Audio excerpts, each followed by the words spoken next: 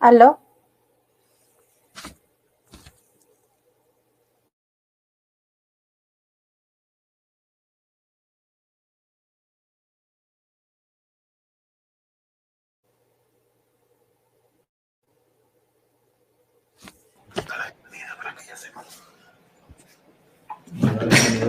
Buenas noches, hemos abierto nuestra aula virtual. Vamos a compartir con todos los asistentes de esta noche importantes indicaciones que nos servirán para que la conferencia sea aún de mejor calidad. Muchísimas gracias. Recuerde, por favor, que la calidad de la transmisión está relacionada con el internet que cada uno de los usuarios disponga para su conexión. Por lo tanto, le recomendamos, por favor, trate de conectarse a una red Wi-Fi estable, así la señal será de mejor calidad. Si se interrumpe la transmisión o pierde audio, por favor, presione el botón rojo que está en la parte superior de sus pantallas con la palabra reconectar. Si usted se ha conectado desde una computadora, el chat del evento se encuentra hacia el lado derecho, y si está conectado desde un celular, este se encuentra en la parte baja del mismo. Allí podrá realizar sus comentarios o sus consultas a los speakers, preguntas que serán contestadas finalizadas las conferencias. Agradecemos a todos su presencia. Yo les invito a los doctores Tania Soria, presidenta de la Sociedad Ecuatoriana de Oncología, y al doctor Eduardo Castro, presidente de la Sociedad Ecuatoriana de Neumología, organizadores de este evento, quienes se van a dirigir al auditorio. Doctores, por favor, prendemos cámara y micrófono. Muchas gracias. Muy buenas noches con todos. Muchas gracias por su tiempo y asistencia a la noche de hoy. Quiero darles la más cordial bienvenida al primer simposio de actualidad en cáncer de pulmón, que ha sido organizado en conjunto con la Sociedad Ecuatoriana de Neumología. Les dejo con mi compañero, el doctor Castro.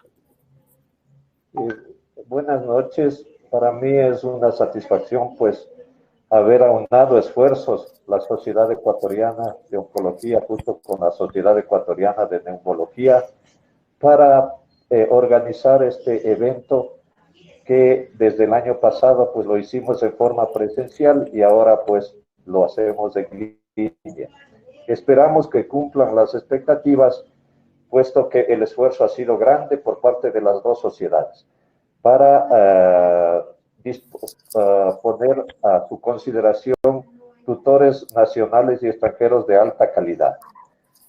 Sin más ni más, pues doy paso a las distinguidas doctoras Jaramillo y Fernández de la Sociedad de Oncología y de la Sociedad de Neumología, quienes moderarán las conferencias de esta noche.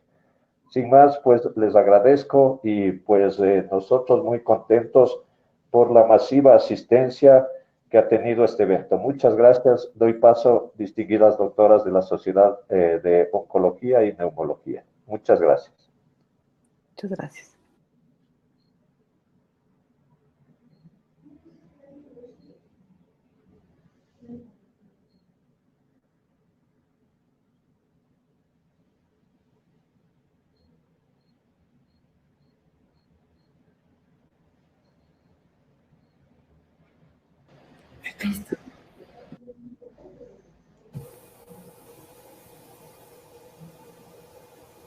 Muy buenas noches con todos los asistentes. Agradecer a nuestros presidentes de la Sociedad de Neumología y Oncología por la organización de este magnífico evento. Ahora con la pandemia nos hemos centrado mucho en COVID y hemos descuidado muchas otras enfermedades que son importantes conocer y estar en continua actualización para una correcta atención de nuestros pacientes. Entre esos, el cáncer de pulmón. Como es del conocimiento de ustedes, el cáncer de pulmón está dentro de las patologías, de las 10 patologías más frecuentes que causan muerte alrededor del mundo. Y Ecuador no es la excepción, también se encuentra dentro de las 10 principales causas. Por eso, la importancia de esta reunión. Es importante también tomar en cuenta que un diagnóstico temprano, un diagnóstico en un estadio temprano, va a mejorar considerablemente la supervivencia de nuestros pacientes. Por eso es importante siempre tomar en cuenta esta patología. No sé si la doctora Jaramillo quiere agregar algo. Sí, bueno, bienvenidos a todos los asistentes. Es un gusto saber que hay tanta gente interesada en este tema. En realidad es un tema sumamente importante. Actualmente en el país tenemos cada vez más casos de cáncer de pulmón y eso es algo que antes, pues el cáncer de pulmón no estaba tan en boga, ahora lo vemos cada vez con más frecuencia. Entonces es importante que sepamos cuál es el estado del arte en este momento en el país. Además, hay una situación importante que es la terapia dirigida y todo lo que viene con la terapia, que es la parte de las pruebas moleculares que son sumamente importantes. Entonces, damos la bienvenida y bueno, damos paso a los ponentes.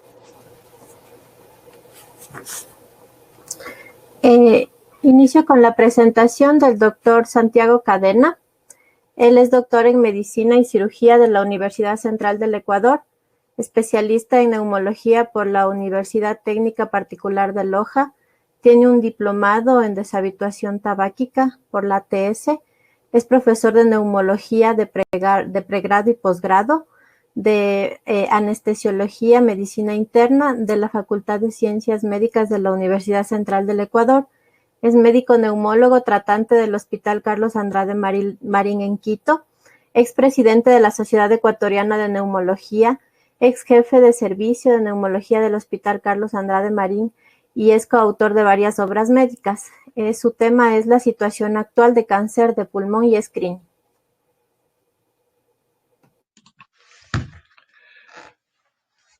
Buenas noches con todos los asistentes a esta reunión virtual. Realmente me siento muy honrado de participar en este magno evento. Agradezco sobremanera a la doctora Tania Soria de la Sociedad Ecuatoriana de Oncología y también al doctor Eduardo Castro de la Sociedad Ecuatoriana de Neumología. Se me ha encargado en esta ocasión hablar acerca del tema de cáncer de pulmón, la situación actual y cuál es el screening que se está manejando. Bueno, yo quiero comenzar hablando acerca de cuál era la realidad del cáncer de pulmón a fines del siglo XIX y comienzos del siglo XX. Realmente era una situación tremendamente rara al punto que se menciona que en la ciudad de Dresden, Alemania, apenas el 1% de todas las autopsias por cáncer era por cáncer de pulmón. Esta situación cambió radicalmente 40 años más tarde, en la que se menciona un 14% de incidencia de todas las autopsias.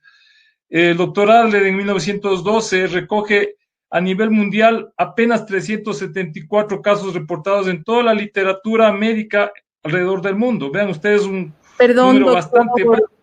Perdón, doctor Santiago, le molesto, discúlpeme, no nos está compartiendo su pantalla, doctor, por favor, perdón.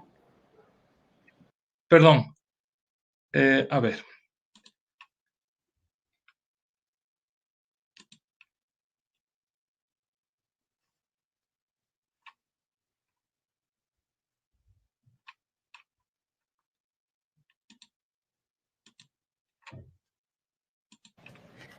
En la parte superior, junto al micrófono, screen share, y ahí compartimos como lo hicimos hasta el momento. Gracias, doctor.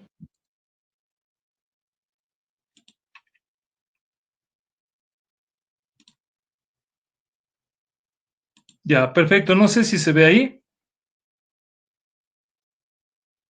Se ve perfecto, doctor. Gracias. Perfecto. Bueno, disculpas el inconveniente tecnológico. Bueno, habíamos mencionado acerca de algunos aspectos de la rareza que era el cáncer de pulmón fines del siglo XIX, comienzos del siglo XX, y se recoge pues la publicación del Springer Handbook of Special Pathology en 1930, en la que ya se comienza a ver que hay un incremento de casos que seguramente son atribuibles a situaciones como las secuelas de la Primera Guerra Mundial, a la industrialización del mundo y a las secuelas tardías de la pandemia de influenza de 1918. Tienen ustedes la fotografía de un eminente cirujano oncólogo, el doctor Alton Ochsner, de Wisconsin, Estados Unidos. El doctor Ochsner, cuando estaba en formación, fue llamado por un maestro suyo para ver una autopsia de un cáncer de pulmón advirtiéndole a su maestro que a lo mejor nunca más en su vida vería una situación así. Vean ustedes que con eso vemos la rareza del cáncer de pulmón en ese entonces. Sin embargo, lo que decía el maestro del doctor Ochsner realmente no se cumplió, sino todo lo contrario. El doctor Ochsner no solamente que vio varios casos, sino que cada año de ejercicio profesional observó que los casos iban en aumento. Y esta situación fue recogida en una publicación en 1936, en la cual el doctor Ochsner dice que observa que hay un paralelismo entre el aumento de ventas por el cigarrillo y la incidencia del cáncer pulmonar, sugiriendo de esta manera una asociación entre la una y la otra situación. Este comentario del doctor Ochsner fue ridiculizado por varios miembros, inclusive dentro del mundo científico. Uno de ellos, un colega suyo, el doctor Evans Graham, otro eminente cirujano al cual debemos la invención de la colecistografía. Pero el doctor Graham era gran fumador y debido a eso, pues él minimizó esto y dijo que el decir que el aumento del cáncer se debía al aumento de la venta de cigarrillos era más o menos como decir que el cáncer también se debía al aumento de la venta de los calcetines. Desgraciadamente, años después, el doctor Graham fallece a consecuencia de cáncer de pulmón, ¿no es cierto? Una víctima incrédula de que el cáncer de pulmón era una situación atribuible al cigarrillo. Quiero en esta presentación hacer un homenaje a un eminente doctor en química, el doctor Jeffrey Wigand. El doctor Wigand participó como miembro de 2 laboratorios de investigación farmacológica en Estados Unidos. Posteriormente fue tentado por una tabacalera, la Brownsville Williamson, a pertenecer a esta tabacalera. Ingresó en el 89 y fue expulsado de la misma años más tarde porque no estuvo de acuerdo con las políticas. El doctor Wigand había firmado un acuerdo de confidencialidad con la tabacalera Brownsville Williamson, pero rompió este acuerdo de confidencialidad y exponiéndose a todas las potenciales demandas legales que eso implicaba, dio a la luz lo que pasaba con las tabacaleras y con la inclusión del amoníaco dentro de los cigarrillos para aumentar el nivel de adicción. Esto fue aprovechado y fue recogido por 46 fiscales de diferentes estados de Estados Unidos, los cuales lograron finalmente ganar una demanda a las tabacaleras, la demanda más millonaria de la que se tenga noticia, 368,000 millones de dólares por daños y perjuicios a los pacientes que enfermaron y fallecieron víctimas del cigarrillo. Debido a esto, la FDA finalmente en el 2009 recién comienza a hacer una regulación de los productos que contenían tabaco. Los periplos, la historia químico y heroico químico de Wigand es recogida en una película de Hollywood llamada The Insider, El Informante, que yo personalmente les recomendaría bastante. Ahí ustedes van a ver con detalle lo que les estoy mencionando. Bueno, la realidad del cáncer en el mundo es la siguiente. Año 2018, 18 millones de personas en cáncer en el mundo, de las cuales más de 2 millones se atribuye al cáncer de pulmón. La primera causa de cáncer en el mundo. Pero no solamente es la primera causa de cáncer en el mundo, también es la primera causa de mortalidad por cáncer en el mundo. Prácticamente podríamos mencionar de cada 5 personas que en el 2018 fallecieron por cáncer, una de ellas lo hizo por cáncer de pulmón. Entonces, una situación bastante complicada, muy frecuente. En este mapa mundi vamos a observar que los países que tienen mayor incidencia de cáncer de pulmón son justamente los países del primer mundo. Canadá, Estados Unidos, buena parte de Europa, la China, ¿no es cierto? Y aquí en Latinoamérica, en Sudamérica concretamente, pues vamos a ver que Uruguay es el que lleva el primer lugar dentro de incidencia de cáncer de pulmón. Nosotros como Ecuador estamos más o menos ocupando una incidencia de 4 por cada 100,000 habitantes. Habíamos dicho anteriormente que el cáncer de pulmón era tremendamente letal y esto queda demostrado en esta estadística en la cual se ve que el cáncer de pulmón cobró más vidas que el cáncer de seno, cáncer de páncreas y cáncer de colon juntos, sumados. La situación en América y concretamente en Estados Unidos no está lejos de lo que ocurre en el mundo. En Estados Unidos la incidencia de cáncer pulmonar ocupa el segundo lugar tanto en hombres como en mujeres, siendo superado por el cáncer de próstata en hombres y siendo superado por el cáncer de seno en mujeres. No así la mortalidad. La mortalidad por cáncer en Estados Unidos ocupa el primer lugar tanto en hombres como en mujeres, el cáncer de pulmón. ¿Cuál es la situación, cuál es la realidad en nuestro medio, en nuestro país? Pues el Ecuador ocupa el puesto 65 de incidencia de cáncer de pulmón en el mundo en cuanto a hombres, y en mujeres, las mujeres nos están ganando, vean ustedes, que ocupa el puesto 56 dentro de todos los, de todos los países en cáncer de pulmón, ¿no? Esta es la situación del cáncer de pulmón y la evolución que ha tenido en incidencia en los últimos 30 años. Si nosotros observamos cuál ha sido el comportamiento de la incidencia y de la mortalidad por cáncer de pulmón, vemos que más o menos la incidencia en hombres parecería que ha disminuido un poco. Sin embargo, la mortalidad ha incrementado en hombres. Y en mujeres es una situación evidente que tanto la incidencia como la mortalidad ha incrementado en forma importante. Estas son estadísticas recogidas de Solca Guayaquil, en la cual en los últimos 9 años se menciona una discreta reducción de la mortalidad en relación al año 2009, en que se mencionaba una tasa por cada 100.000 de 4.03, y en el 2018, el último año del cual se tiene información estadística, la tasa de mortalidad era 3.07 por cada 100.000.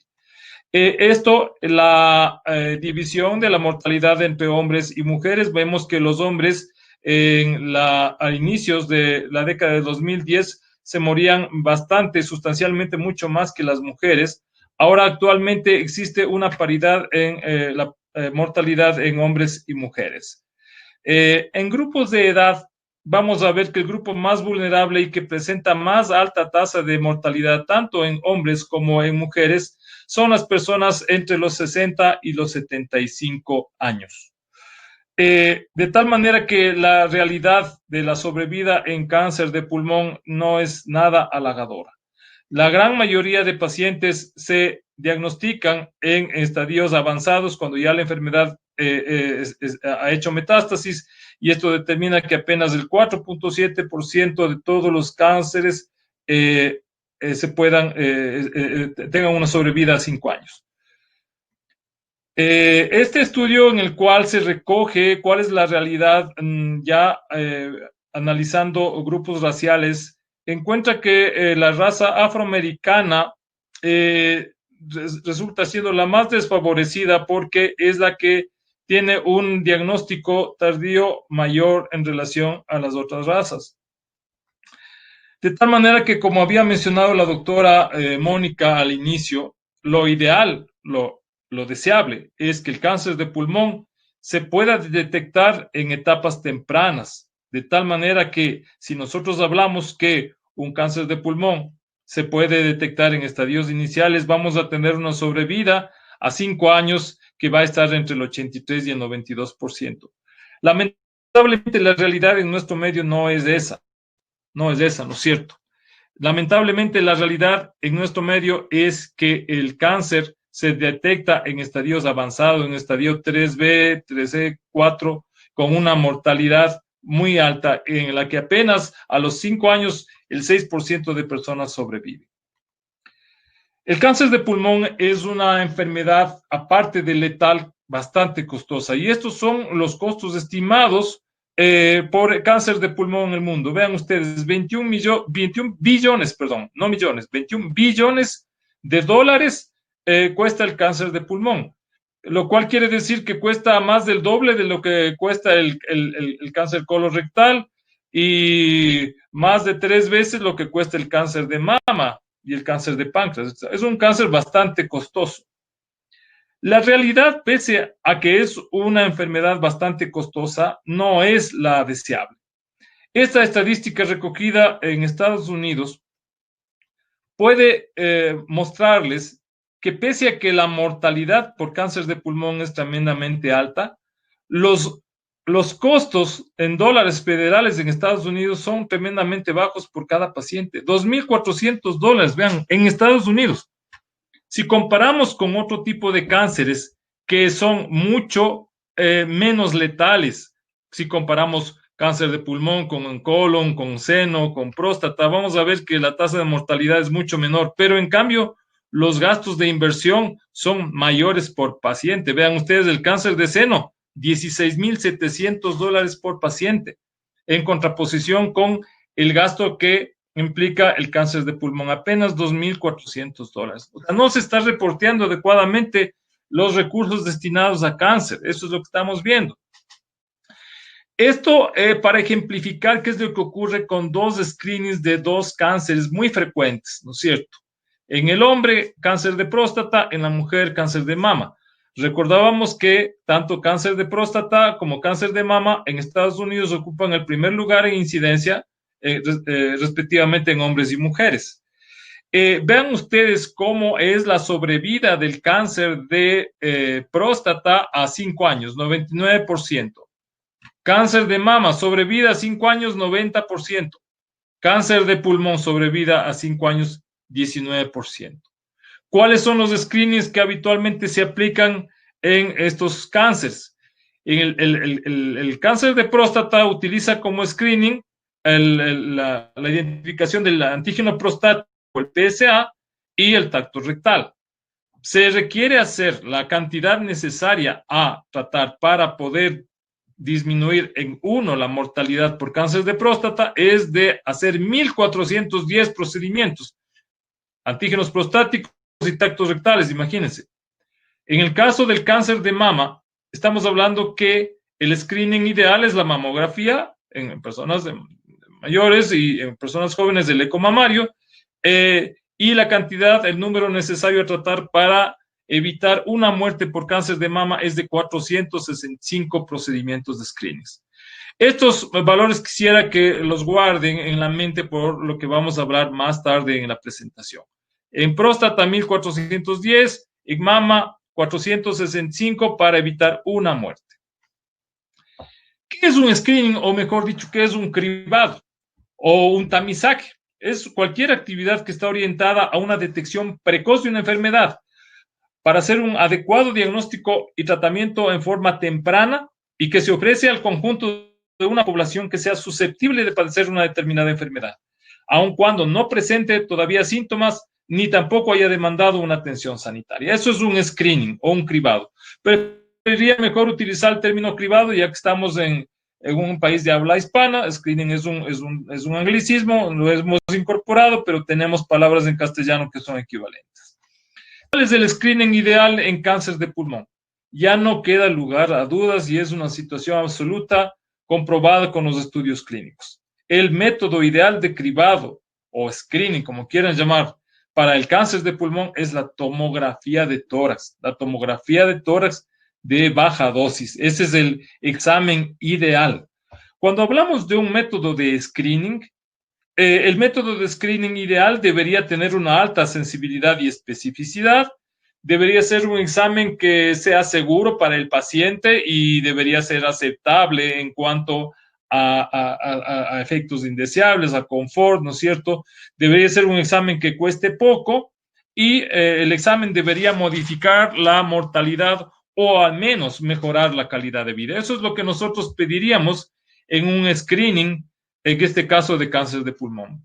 Pero para hacer un programa de screening o de cribado, tiene que ser adecuadamente promocionado, tiene que ser adecuadamente aplicado, ¿no es cierto? Eso quiere decir que hay que aplicar a las personas adecuadas y posteriormente tiene que ser evaluado en forma correcta.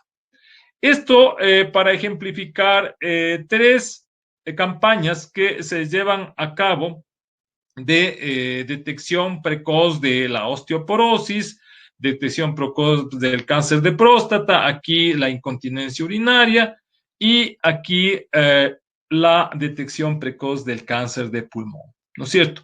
Esto no es una cosa que se tenga que promocionar muy abiertamente en un centro comercial o o a lo mejor en un medio de difusión masiva, llámese televisión o internet. No, esto tiene que ser focalizado, como vamos a ver más adelante, ¿no? ¿Y por qué tiene que ser focalizado? Porque es más o menos como hacer un doble tamizaje. Me voy a explicar. El primer tamizaje consiste en seleccionar a los pacientes correctos a los cuales se les va a aplicar el screening o el examen propiamente dicho, ¿no es cierto? Es más o menos como aplicar un sedazo de huecos grandes. Y posteriormente le vamos a aplicar un tamizaje con huecos más pequeños, ahí sí aplicando en este caso el examen específico, que es la tomografía de tórax de baja densidad, ¿no es cierto? El punto importante de los screenings es que tienen que ser aplicados de forma correcta al paciente correcto, para no caer en este dato, en los falsos positivos y los falsos negativos. Debemos recordar que de todos los exámenes positivos con una tomografía de baja dosis, la gran mayoría, el 95% van a ser nódulos que no son cancerosos. Esto en Estados Unidos. Si nos vamos a ver la realidad en Ecuador va a ser mucho mayor seguramente. ¿Por qué razón? Porque en Ecuador tenemos una mayor incidencia de enfermedades infecciosas, granulomatosas, llámese tuberculosis, llámese histoplasmosis en sitios tropicales, de tal manera que el porcentaje de nódulos benignos va a ser la gran mayoría, ¿no es cierto? Por otro lado, hay que considerar que los pacientes que van a tener un examen positivo para nódulos van a incrementar los costos de diagnóstico, sobre todo si es que vamos a tener que recurrir a un estudio con PET scan, ¿no es cierto?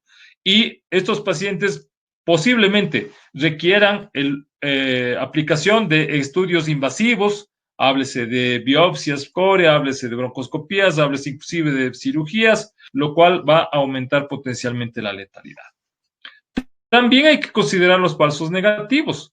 Una TAC hecha, por ejemplo, anualmente, no excluye la posibilidad de que el paciente no tenga cáncer. Siempre hay que considerar eso. Hemos visto casos de cáncer con una alta, un alto tiempo, o sea, el doblaje es en tiempo bastante corto. Son pacientes que fueron sometidos a una tomografía a lo mejor 6, 8 meses atrás y no tenían nada, pero tienen un cáncer bastante agresivo. Una de las ventajas de la tomografía de tórax de baja dosis es que al paciente no le vamos a exponer a una dosis mayor de radiación. Si comparamos la radiación que se expone un paciente habitualmente a una tomografía de tórax convencional, este paciente recibe 7 milisieverts por cada tomografía convencional. Si aplicamos la tomografía de baja dosis, apenas va a recibir 1.5 milisieverts. Una persona que está expuesta a la radiación cósmica exclusivamente y no tiene ningún estudio, al año más o menos acumula entre 2.5 y 3 milisieverts según la altura a la que se encuentre.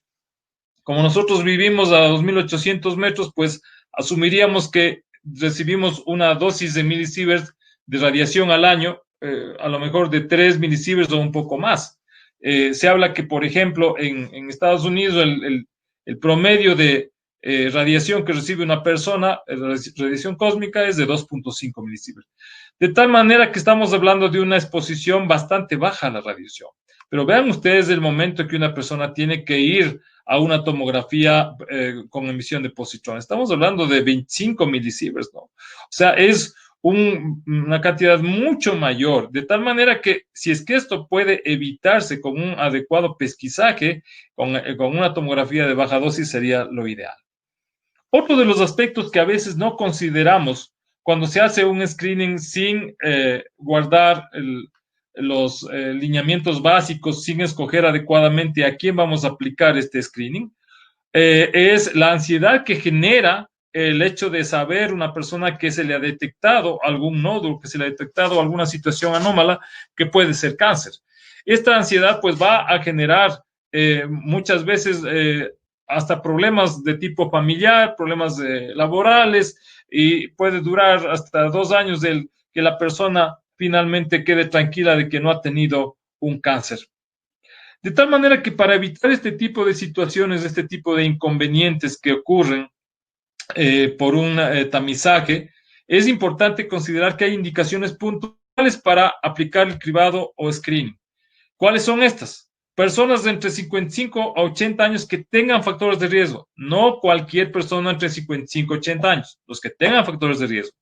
Segundo, tabaquismo con un índice de paquetes año mayor a 30 y que no haya síntomas de cáncer de pulmón, que no haya tos de reciente aparición, que no haya disnea de reciente aparición, que no haya hemoptisis ni hemoptoicos, que no haya baja de peso. Entonces, si es que no tenemos estos elementos, pues la persona va a screening.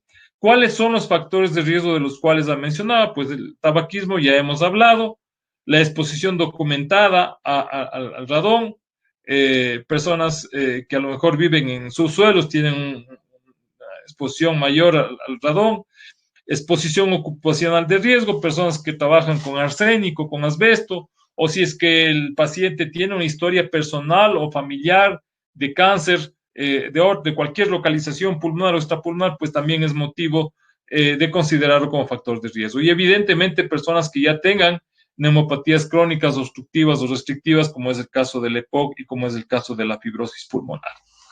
Los cribados o screenings se deben suspender si es que la persona ya ha cumplido 80 años o más. No tiene sentido seguir cribando a un paciente si ya cumplió los 80 años. Tampoco tiene sentido seguir cribando a un paciente si es que ya ha permanecido. Se dice que una persona que ya ha permanecido 15 años sin fumar, la posibilidad de cáncer de pulmón es exactamente igual al resto de la población que no hubiera fumado. Por otro lado, si es que una persona que se está cribando, que se está investigando a ver si aparece o no un cáncer de pulmón, presenta dentro de ese cribado una enfermedad que compromete su pronóstico vital al paciente a hacer una cirugía para tratar si tuviera, no tiene sentido que siga haciéndose el examen de cribado. Y por último, el cribado debería suspenderse si la persona continúa fumando. De tal manera que el examen de cribado debe tácitamente acompañarse de una clínica de deshabituación tabáquica para que esto sea adecuadamente llevado. Por otro lado, decíamos que el screening o cribado debe ser adecuadamente llevado y debe ser adecuadamente interpretado.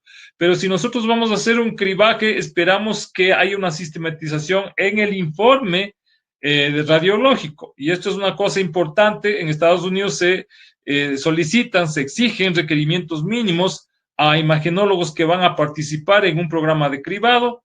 Y por otro lado, el informe del radiólogo tiene que ser sistematizado y tiene que ser obligatoriamente siguiendo los lineamientos de la escala Lund-Ratz para, en base a eso, aplicar las recomendaciones que tienen que ser igualmente sistematizadas, ¿no es cierto? Es así como recordamos la escala Lund-Ratz y decimos que el Lund-Ratz ayuda tremendamente a tomar decisiones. Si el médico radiólogo nos informa un Lund-Ratz del 1 al 3, la posibilidad de un cáncer de pulmón es tremendamente baja, ¿no? Estamos hablando de una posibilidad muy baja, de 1 a 2%, y esto no requiere hacer controles frecuentes. En el peor de los casos requerirá un control a los 6 meses y nada más. ¿Por qué? Porque la posibilidad de cáncer, como decíamos, es muy baja.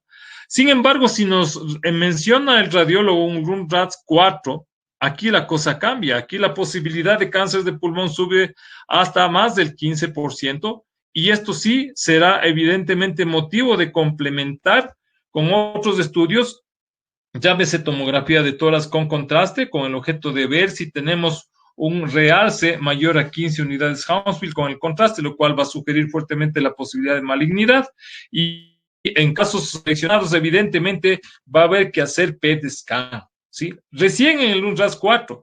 Hay personas que a veces con un informe de Lund-Ratz 3 ya están pidiendo el PET scan. El PET scan no se debe solicitar con Lund-Ratz de menos de 4. Esa es una situación que siempre uno tiene que recordar. Y por otro lado, dentro del Lund-Ratz 4 hay que tratar de escoger los pacientes que idealmente tengan nódulos superiores a 10 milímetros para que el estudio sea valedero. el PET scan realmente no se recomendaría realizar en nódulos subcentimétricos. Aquí vamos a hablar pues acerca de una lista de los ensayos en cáncer de pulmón en cuanto a screening, y vean ustedes que tenemos una lista bastante larga. Estos primeros screenings que se practicaron antes de la década pre-tomografía, ¿no es cierto?, incluían exclusivamente la radiografía y posteriormente se añadió la citología de esputo. La conclusión de todos estos ensayos fue que no existía mayor diferencia entre aplicar la citología de esputo a la radiografía, y la radiografía era la única herramienta que se tenía disponible. Sin embargo, la situación cambia radicalmente gracias a este eminente científico que yo siempre destaco y lo menciono, Godfrey Hounsfield, Sir Godfrey Hounsfield, al cual debemos la tomografía y al cual debemos que la medicina haya cambiado tanto. Gracias a él, pues, a partir del 92 comienzan los ensayos clínicos, el primero de ellos más famoso, el CAP, otro de ellos el NLST, al cual me voy a referir más adelante, y aquí justamente en el ensayo, en el NLST, que es el que se toma de referencia actualmente en Estados Unidos para poder establecer el screening, se escoge a más de 50,000 pacientes a los cuales se les aplica seguimiento con tomografía, con 3 estudios anuales y seguimiento a 6 años y más. En el año 2010, en noviembre de 2010, el estudio se termina. ¿Por qué razón? Porque ya alcanzó su punto final antes de lo previsto. ¿Por qué? Porque la TAC de baja resolución detectó 2.3 veces más cánceres de pulmón que la radiografía de tórax. De tal manera que esto permitió que la mortalidad se reduzca gracias a la tomografía de tórax de baja dosis hasta en un 20%. ¿Recuerdan ustedes el número necesario a tratar que habíamos hablado en los cribados, en los screenings de cáncer de próstata y cáncer de mama? Decíamos que en el cáncer de próstata se requieren 1.400 estudios de antígeno prostático para evitar una muerte por cáncer de próstata. En el caso del cáncer de mama necesitábamos 460 mamografías para poder evitar una muerte por cáncer de mama. En el caso de cáncer de pulmón necesitamos apenas 320 pacientes para evitar una muerte por cáncer de mama. El problema y los detractores de la screening con tomografía de baja dosis, lo que nos van a decir es, bueno, pero vean ustedes, de todos los positivos, ¿sí?, apenas del 3.6% fueron cánceres confirmados. Eso quiere decir que la gran mayoría de pacientes estuvo con la ansiedad de no saber si tenían o no cáncer. Se justifica esta situación. Existen tremendamente muchos falsos positivos en este examen, ¿no? Pero vean ustedes que en medio de todo esto, apenas el 4% de pacientes que tuvieron estudios positivos, es decir, nódulos hallados en la tomografía de baja dosis, apenas el 4% requirieron procedimientos quirúrgicos.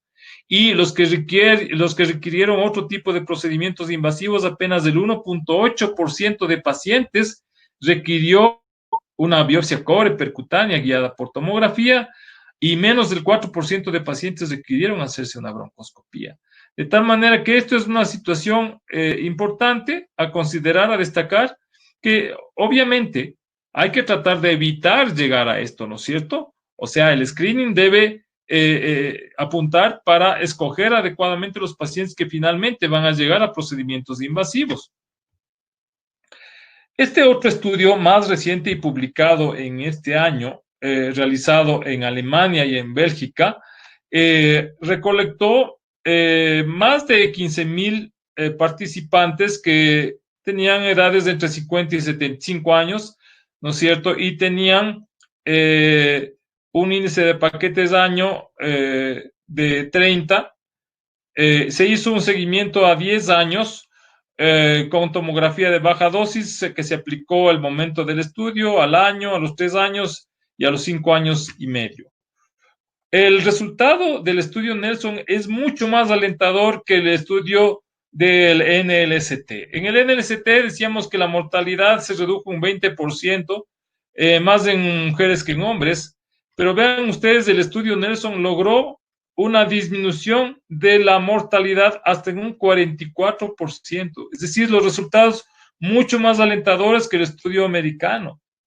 Y este estudio multicéntrico italiano también muestra datos bastante más alentadores. Aquí los italianos escogen una población un poquito más joven, de 49 a 75 años de edad, ponen un índice de paquetes año un poco menor, más de 20 paquetes año, y recogen una casuística de más de 4,000 pacientes. Ellos logran demostrar que con aplicación de la tomografía de tórax de baja dosis se logra un 39% de disminución de la mortalidad por cáncer de pulmón, pero con una situación adicional, que a los 5 años de seguimiento, la disminución de la mortalidad por cáncer de pulmón aumentó al 58%. Es decir, según el estudio italiano, aplicando al paciente correcto la tomografía de tórax de baja dosis, logramos una disminución del 58% en mortalidad por cáncer de pulmón.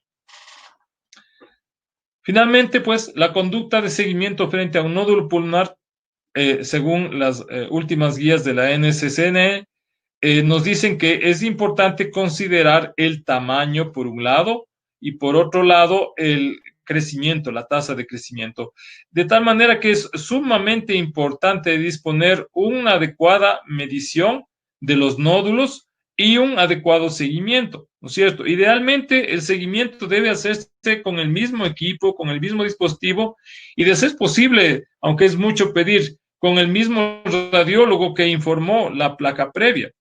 Es importante tener un archivo de imágenes que permita estudios comparativos para poder finalmente tomar las decisiones correctas para que los pacientes adecuados finalmente vayan finalmente a una biopsia o una excisión quirúrgica.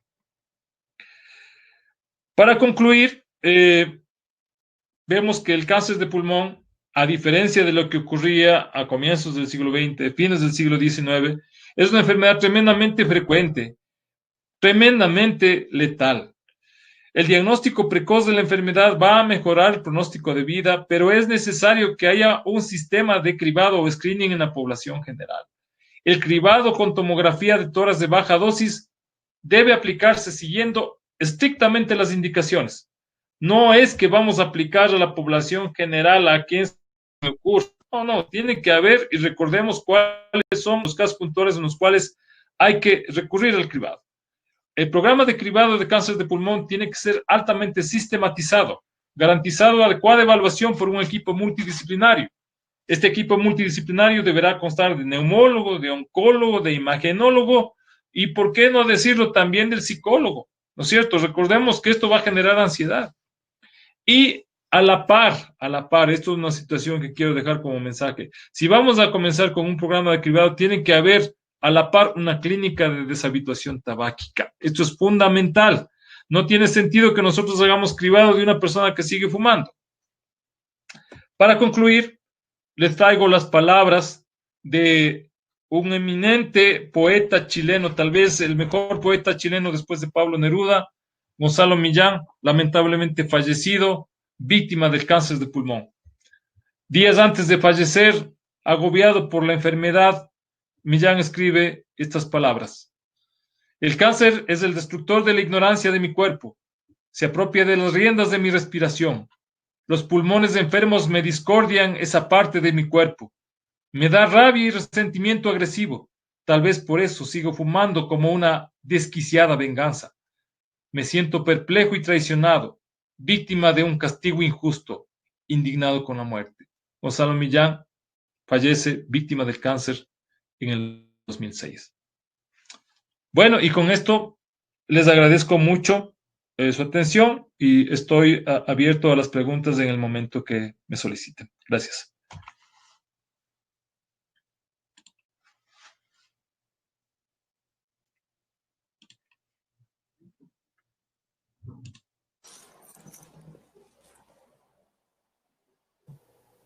Muchas gracias, doctor Cadena. Excelente presentación. Ahora la doctora Jaramillo va a pasar a la presentación de nuestro siguiente ponente y luego se realizarán las preguntas. Bueno, nuestro siguiente ponente, el doctor Cristian Rolfo, de Estados Unidos, es director de Oncología Médica y Torácica y director de Ensayos Clínicos Tempranos en el Centro Oncológico Integral Marlene y Stewart de Greeneville, en la Universidad de Maryland, en Estados Unidos. Es médico oncólogo especializado en oncología torácica, desarrollo de fármacos y oncología translacional, profesor de oncología de la Universidad de Anvers y Centro de Investigaciones Oncológicas en Anvers, Bélgica, miembro del Comité Educativo de la Asociación Internacional para el Estudio del Cáncer de Pulmón, actual vicepresidente de la Sociedad Internacional de Biopsia Líquida y miembro de la Sociedad Americana de Oncología Clínica, ASCO. El tema que nos va a presentar el doctor Rolfo es la importancia de la biología molecular en el cáncer de pulmón. Doctor, bienvenido. Muchísimas gracias. Buenas noches. Muchas gracias, doctora Jaramillo, por la introducción y gracias a la Sociedad Ecuatoriana de Oncología, especialmente a la doctora Tania Soria, que es una amiga y que, bueno, que es un placer estar con ustedes, aunque sea virtual. Espero que la próxima vez podamos juntarnos en persona. Como escuchan, soy argentino, o sea que de Estados Unidos tengo nada más que el lugar de donde vivo. Vamos a ver si puedo compartir mi screen. ¿Lo alcanzan a ver? Sí, doctor, perfecto. ¿Lo alcanzan a ver? Sí, perfecto, doctor. Doctora Jaramillo. Sí, sí se ve, claro. Perfecto, muchísimas gracias. Bueno, entonces vamos a hablar un poco después de lo que comentó el doctor Cadena, del screening, que es muy importante.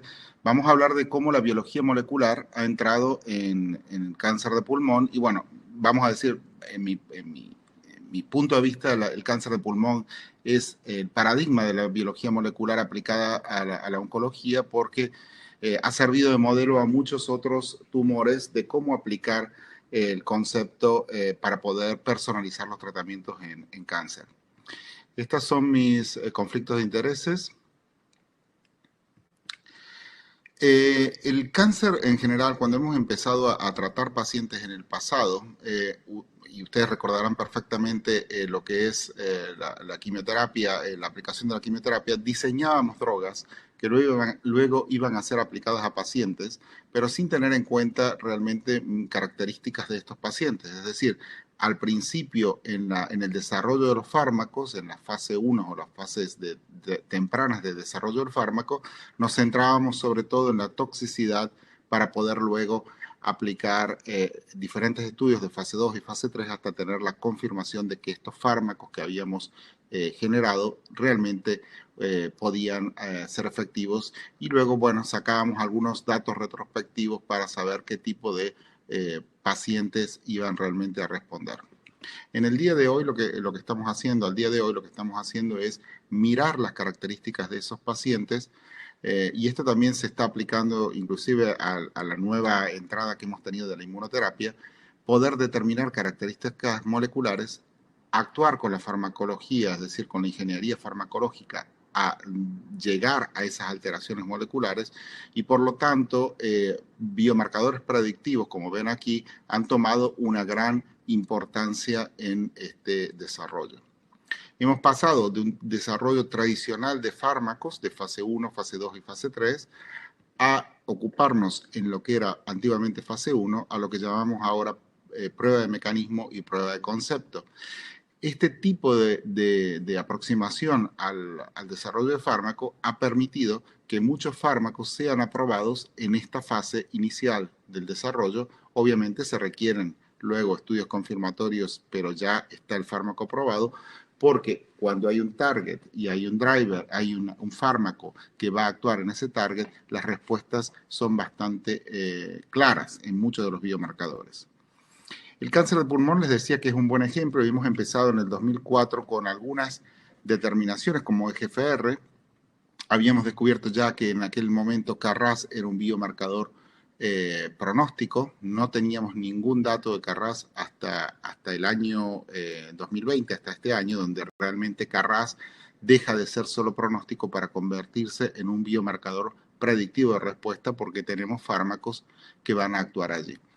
EGFR fue el ejemplo y el que abrió la ruta del lung cancer, y como ven aquí, muchos biomarcadores de los que tenemos hoy en día son posibles drugable, es decir, podemos directamente ir con un fármaco, porque tenemos diferentes tipos de alteraciones que, si bien son muy bajitas, y en algunos casos ya estamos hablando de un fraccionamiento de la enfermedad, y por lo tanto creamos enfermedades raras, entre comillas, que tienen un tratamiento específico.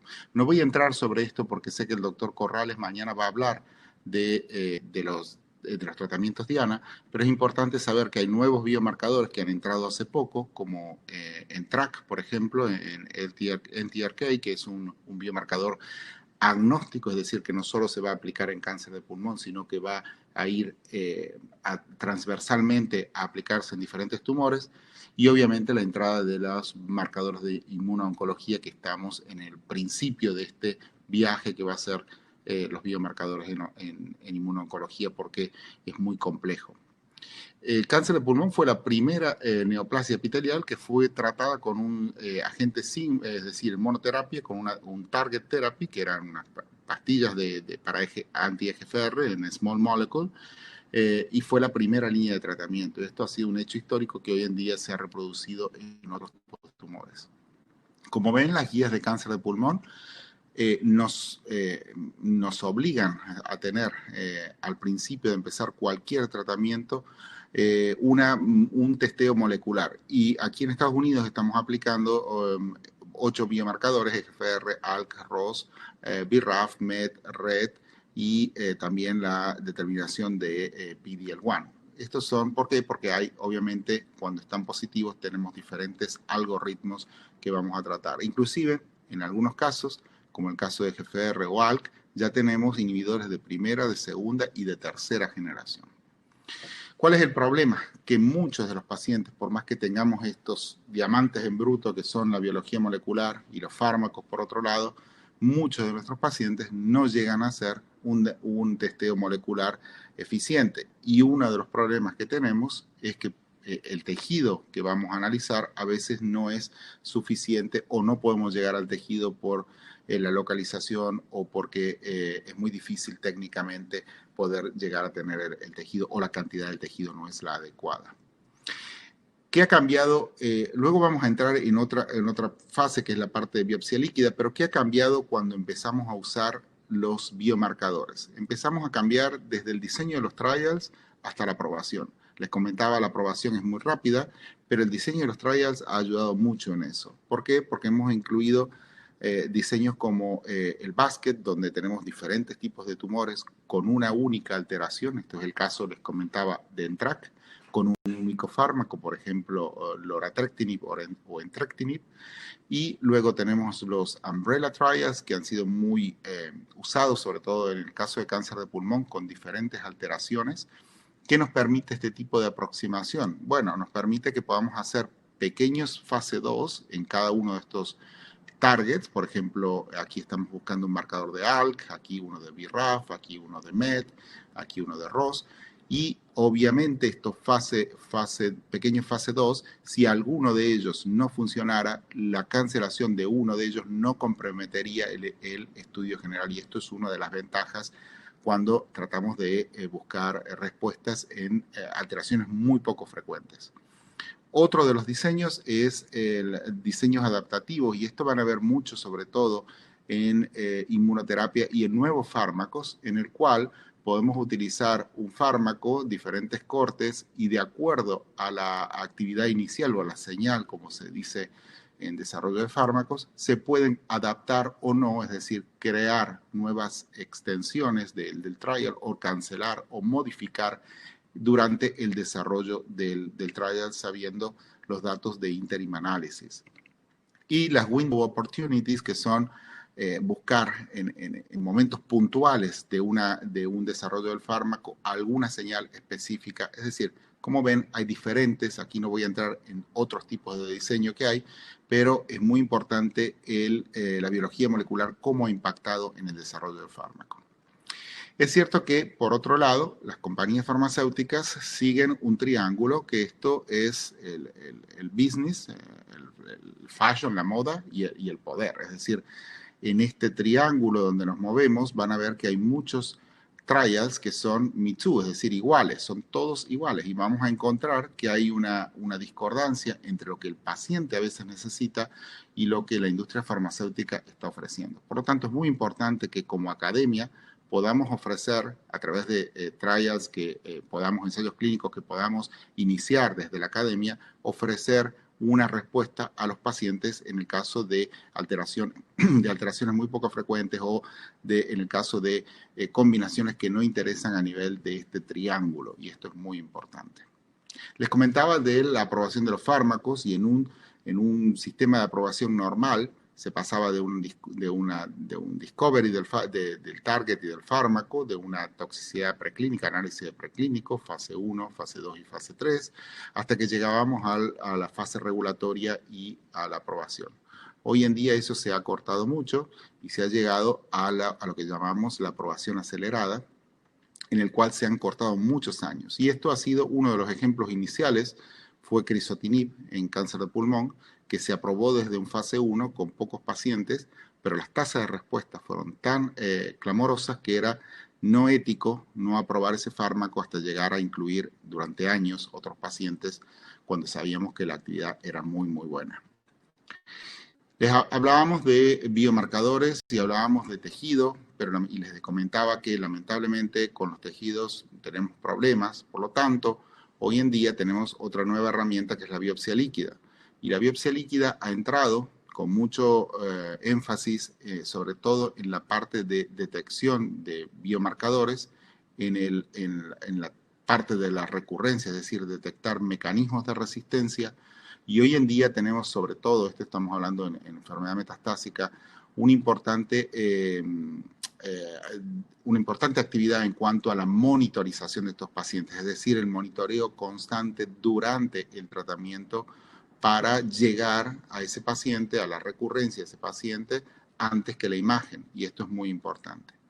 Obviamente estamos aplicando biopsia líquida en algo que el doctor Cadena comentaba anteriormente, el screening. Hay algunos datos, ya les voy a comentar, y esta parte, que es un poco la más débil de la aplicación de la biopsia líquida, está juntando mucha evidencia, y en los próximos años vamos a tener esto como estándar of care de muchos pacientes. ¿Cuál es la importancia de la biopsia líquida en cáncer de pulmón y en general en la oncología cuando hablamos de biomarcadores? Obviamente es la posibilidad de capturar la heterogeneidad, y la heterogeneidad se ve no solo a través en el mismo tumor. Ustedes saben que los tumores contienen diferentes clones y estos clones contienen diferentes informaciones genéticas, pero también la heterogeneidad intrapaciente que puede haber cuando hablamos de un sitio primario y un sitio metastásico, por ejemplo. Por lo tanto, la biopsia líquida nos ayuda a capturar esa heterogeneidad que el tejido no es capaz de hacer. La biopsia líquida fue entrando en las recomendaciones, en las guías de recomendaciones, y en el NCCN en el 2020 ya los dan como una parte importante para poder testear los biomarcadores que comentábamos. Ya en el 2017 ASCO y la Sociedad Americana de Patología lo habían incluido, y nosotros publicamos en el 2018 estas guías para cáncer de pulmón, que estamos haciendo ahora la segunda parte, porque realmente es un tópico muy, muy dinámico que va cambiando mucho, y por lo tanto tenemos información que ha creado mucha robustness, perdón por hay palabras que se me van, pero ha creado mucha robustness a lo que es los datos de la biopsia líquida. En el caso de pacientes que empezamos con primera línea, decíamos usar primero el tejido y en caso que no fuera el tejido suficiente, íbamos a biopsia líquida. Hoy en día estamos tratando de que la biopsia líquida llegue primero. ¿Por qué? Porque vamos a tener una información de lo que hablábamos, heterogenicidad y conmutaciones. Ya van a ver por qué es importante. Luego, en el caso de pacientes que tenían tratamiento ya target, el poder utilizar o seguir estos pacientes para detectar resistencia, la biopsia líquida es muy buena en ello cuando tenemos pacientes que hayan tenido ya desde el principio la presencia de la alteración en biopsia líquida. Uno de los estudios que cambió la idea de biopsia líquida o que está dando muchos datos para llegar a la biopsia líquida primero fue este estudio, el estudio NILA, que fue publicado en el 2019 por Natasha Ley de Toronto, donde se veían, esto es lo que comentábamos primero, pocos pacientes, como ven en gris, dice cantidad no suficiente de tejido para hacer una detección, es decir, 18% de los pacientes completaban los 8 biomarcadores recomendados. En azul lo que ven son los resultados negativos, en negro son los resultados positivos, pero lo más importante es este gris, que estamos perdiendo muchos pacientes aquí. Cuando aplicábamos la biopsia líquida, 21,3% de los pacientes que usaban tejido versus el 27,3% de los pacientes que tenían free DNA daban detección para uno de los 8 marcadores. Y el 80% del free DNA tenía una sensibilidad cuando usábamos, comparado con el tejido, cada uno de los 8 recomendados biomarcadores. Luego, esto es importante, una gran concordancia, 98,2% y 100% de valor predictivo positivo para los biomarcadores, los 4 FDA biomarcadores aprobados en aquel momento. Obviamente, la biopsia líquida comparada con el tejido nos reduce el tiempo de diagnóstico, y esto es muy importante porque hoy en día estamos viendo que muchos médicos no esperan tener un resultado de biología molecular para empezar un tratamiento y empiezan directamente. Esto me pasó esta semana, tengo un ensayo abierto con exon 20, con EGFR exon 20, con un fármaco nuevo. Uno de mis colegas de un hospital de aquí cercano me llama y me dice, ¿tienes algún ensayo para este paciente?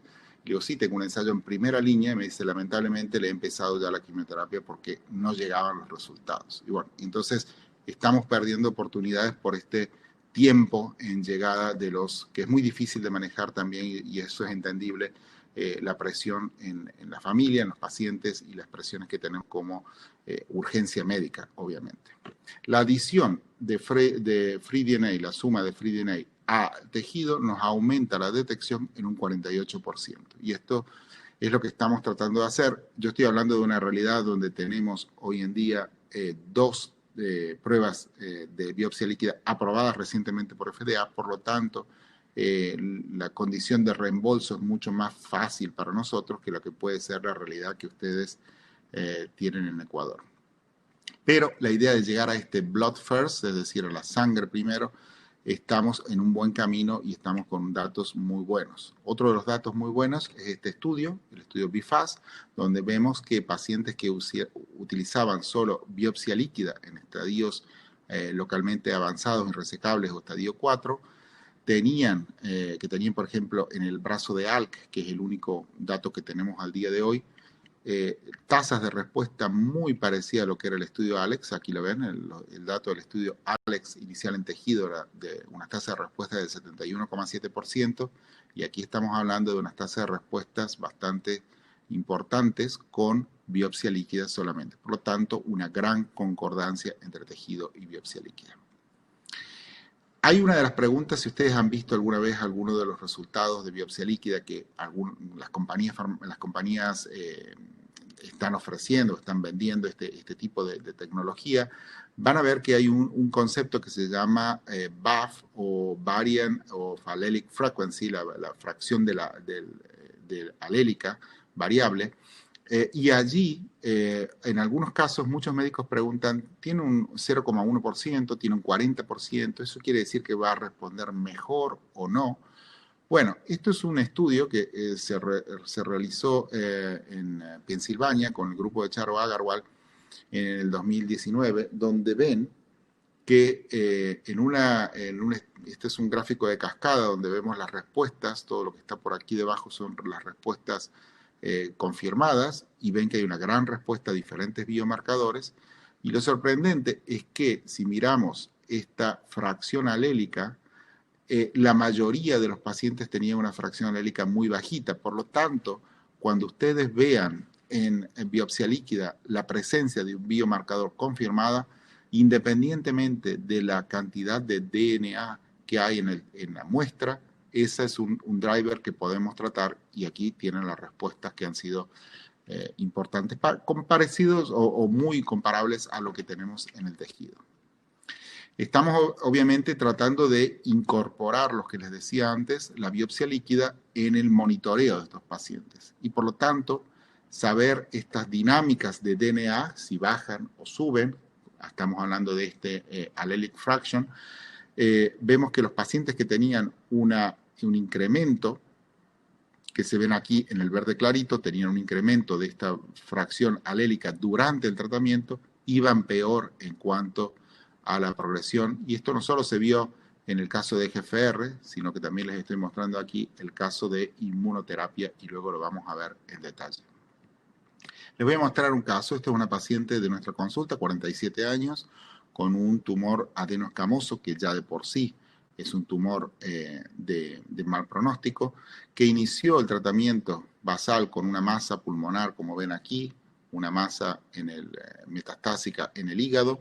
Tenía al principio una mutación de EGFR, que es una mutación común, en el exón 21, y tenía aquí otras conmutaciones. ¿Por qué es importante? Porque ya les voy a comentar la importancia de mirar el panel en general. Empezó osimertinib, tuvo una buena respuesta. Aquí tienen por encima, ven un 9,8 a 0,3. Esto es lo que les estaba comentando de la fracción alélica, que lo ven. Hubo una respuesta importante a nivel pulmonar. Esta es una representación iconográfica de los biomarcadores que, como ven, han bajado. Ha habido una respuesta también a nivel hepático, pero en poco tiempo, a cabo de 7 meses de tratamiento, hay un aumento, no en el pulmón, pero sí en el hígado, como ven aquí, de la enfermedad, y también se ve aquí, pasamos de una fracción alélica de 0,3 a 24,1, y se aparece uno de los biomarcadores que es una resistencia, una mutación de resistencia que se llama EGFR 797. Esta resistencia es típica de osimertinib, y lamentablemente no tenemos ningún fármaco al día de hoy en el comercio. Algunos fármacos se están utilizando en preclínica, todavía no estamos ni siquiera en ensayos clínicos. Se le ofreció en aquel momento porque se sabe que cuando no existe la T790, 797 puede responder a inhibidores de segunda o de primera generación. Hoy en día sabemos que los inhibidores de primera generación son mejores. En aquel momento había datos sobre afatinib. No funcionó, obviamente lo cambiamos rápidamente a quimioterapia. Se le había ofrecido quimioterapia, la paciente no quiso en aquel momento, y como ven, una buena respuesta con quimioterapia con bajada de marcadores.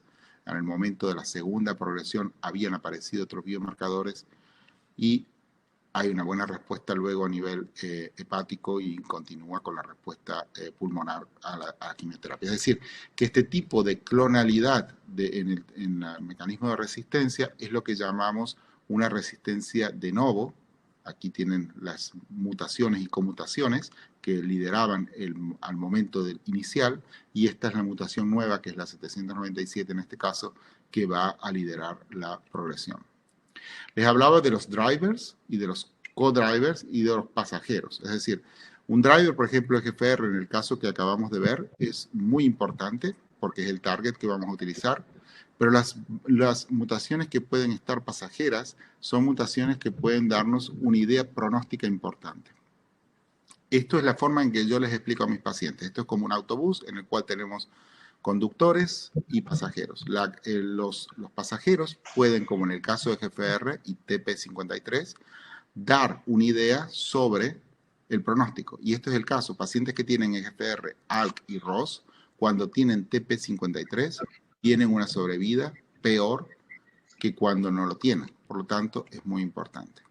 Les muestro un segundo caso. Esta es una paciente con una enfermedad, esta no es una evolución, sino que es el mismo momento, pero para que vean la gran infiltración del tejido óseo en el calvario de esta mutación, de este tumor. Una paciente con un EGFR al principio que había sido tratado con afatinib, que progresó con T790. Si quieren poner en mudo, porque siento que hay un background, que progresó con T790 y que en aquel momento se le da osimertinib. Al momento de empezar osimertinib, vemos de nuevo driver y co-drivers. El co-driver en este caso era la T790 y los pasajeros. Miren los pasajeros. ¿Qué había en el pasajero? La amplificación de MET, que es un biomarcador también. Hubo una respuesta no espectacular, la paciente tiene una progresión y hacemos en aquel momento una receta, digamos, vamos a decir, más casera, porque no teníamos ningún ensayo que nos diera la respuesta a estas dos mutaciones conjuntos. Hoy en día tenemos ensayos clínicos, pero se aplicó osimertinib, crizotinib. Es algo que no les aconsejo hacer si no están muy bien guiados y con mucha precaución en centros universitarios, porque es una combinación tóxica, pero la paciente fue respondiendo muy bien y, como ven, una muy buena, un buen tratamiento con unos niveles que no eran más detectables y la paciente estuvo mucho tiempo en respuesta. Esto es lo que llamamos en la clonalidad preexistentes, mutaciones preexistentes que van tomando el liderazgo en un momento o en otro de la evolución. En este caso, este era EGFR y este era MET, y como ven, MET es el caso, en este caso es el que ha tomado el liderazgo. Otra cosa que estamos viendo en biología molecular es que si seguimos las mutaciones truncales de algunos pacientes, de acuerdo al tratamiento que estén recibiendo, podemos llegar a encontrar diferentes mutaciones en las ramas de este tronco de mutacional. Y en el caso, por ejemplo, de T790, en el caso de PI3 kinasa, que son mutaciones que se van adquiriendo con el tratamiento. Y también, otra de las cosas importantes, que la célula de origen puede dar también, puede dar genéticamente, influenciar uno de los mecanismos de resistencia. Aquí tienen, por ejemplo, lo que hablábamos, EGFR, que puede llegar a dar una diferenciación o una transformación a small cell lung cancer, como el caso de algunas de las células. Y esto lo vamos a ver. Hay pacientes que pueden transformarse, sí, cuando hacemos tratamientos de EGFR, que pueden transformarse a small cell lung cancer, pero también se pueden transformar a pleomórficos y a escamosos. Y esto puede ocurrir en general en los datos que tenemos hoy en día alrededor de unos 17, 18 meses después del diagnóstico.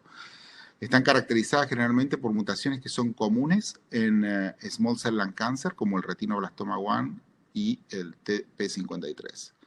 Y las respuestas a platino etopósido son interesantes, pero no son tan buenas como un tumor de small, de pequeñas células que realmente se origina desde el principio como ese tipo de tumor. Este es un caso, por ejemplo, paciente con EGFR, tratada con gefitinib, buena respuesta, empieza a tener luego una progresión, se hace Taxol, carboplatino, permetrexed. En aquel momento se le busca, se encuentra una 790, va osimertinib y luego hace una progresión donde se ve en la biopsia de tejido, una mutación, una transformación a small cell lung cancer con la pérdida de la mutación de EGFR, obviamente. En el caso de la biopsia líquida podemos tener la ayuda también de encontrar este tipo de transformación cuando tenemos o una ganancia o una pérdida de este retinoblastoma 1 y la T53. Por lo tanto, la biopsia líquida también nos podría ayudar a indirectamente, en el caso que no tuviéramos tejido, a detectar esto, obviamente acompañados de una característica clínica del paciente. Es importante que recordemos que esta transformación no es exclusiva de los TKI, de los Target Therapies, sino que también se puede dar, como en este caso que fue publicado este año, en pacientes que tienen resistencia a inmunoterapia. Este es un paciente que fue tratado con carboplatin gemcitabina, luego en segunda línea nivolumab, luego se hizo una progresión a nivolumab y se transformó a small cell lung cancer con con una respuesta a carboplatino de toposído, y luego una progresión, obviamente, con el tiempo en general de estos pacientes de respuesta es muy cortito, porque les comentaba que la agresividad del small cell lung cancer que se adquiere es superior.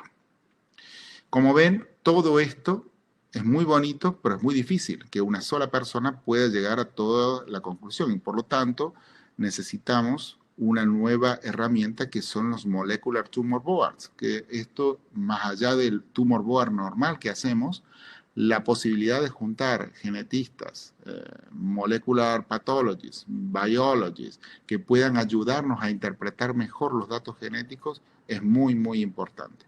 Porque muchas veces nos confiamos mucho de los reportes clínicos que tienen las compañías que nos venden el producto de tejido o de biopsia líquida, y muchas veces los algoritmos que utilizan son equivocados. Y les podría comentar aquí varios casos que hemos encontrado que hay discrepancias entre lo que ellos opinan y la conclusión que tenemos. Para encontrar niveles de evidencia, es decir, para poder dar a un paciente una respuesta cuando encontramos una mutación, utilizamos diferentes mecanismos o diferentes herramientas. Una es el SCAT, que son niveles de evidencia de la ESMO, de la Sociedad Europea.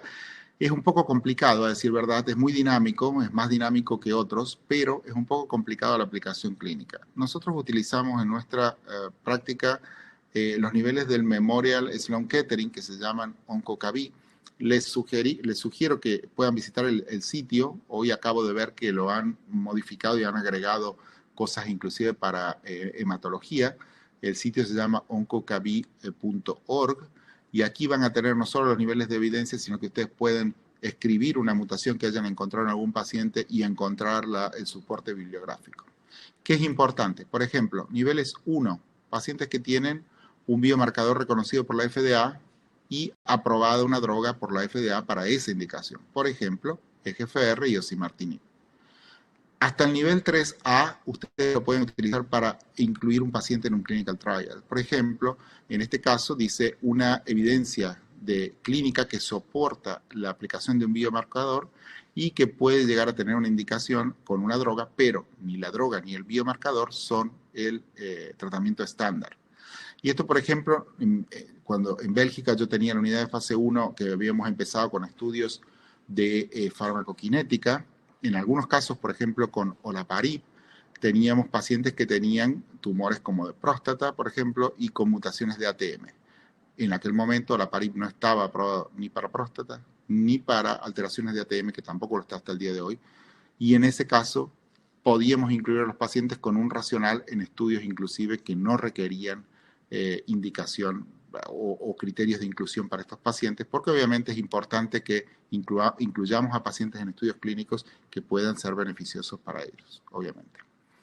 Pasamos a la inmunoterapia, y esto es como, esta es la cara de los oncólogos cuando hablamos de inmunoterapia, porque es como un niño en un negocio de caramelos. Cada vez tenemos más opciones y cada vez es más bonitos los datos, estamos encantados, pero va a ser muy difícil saber qué caramelo nos vamos a quedar al final, porque los datos no son paragonables. Lo más importante en inmunoterapia, que veníamos con una idea como el target, que queríamos un método o un biomarcador, aquí hablo de biopsia líquida, pero podemos decirlo en tejido también, que nos ayude a detectar la enfermedad mínima residual, la detección precoz de la recaída, el monitoreo de la respuesta y la detección de la resistencia secundaria. La idea que nosotros traíamos de la Target Therapy no funciona aquí, no es fácil, porque esto es un microambiente, no es un target, en donde hay diferentes jugadores que van a jugar un rol muy, muy importante. El marcador que tenemos aprobado por FDA, y que es el que utilizamos en muchos de los pacientes, hoy en día tenemos indicaciones de, más allá del PDL1 muy bajito, casi negativo por estudios, pero PDL1 sigue siendo un biomarcador imperfecto, pero necesario, vamos a decir. Aquí tienen un paciente, este es el caso de un paciente donde tenían, este caso es muy importante porque ven aquí áreas del tumor completamente negativos para PDL1, y áreas sumamente positivas en mediana, y aquí es un strong positive en PDL1. Por lo tanto, heterogenicidad muy importante, intratumoral, intrapaciente. Les hablé antes de la dinámica del DNA y esto se sigue utilizando como un surrogado de respuesta en Overall Response y Progression Free Survival, pero llegamos al gran tema de la inmunoterapia, que es el Tumor Mutational Burden, la cantidad de mutaciones que va a haber en el tumor y que pueden ser usados como un biomarcador en inmunoterapia. Como ven, la historia de este TMB se ha convertido en la salsa para todas las ensaladas de trials, no solo de cáncer de pulmón, sino en diferentes otras histologías en las cuales ven que se ha buscado incansablemente de poder utilizar este biomarcador porque PD-L1 no es muy bueno. Entonces, lo que sí se supo, que por ejemplo, yo les estoy dando ejemplos aquí de biopsia líquida, pero también se pueden aplicar en tejido. Este es el caso de un trial que utilizó en cáncer de pulmón, en el POAC, en segunda línea, docetaxel versus atezolizumab.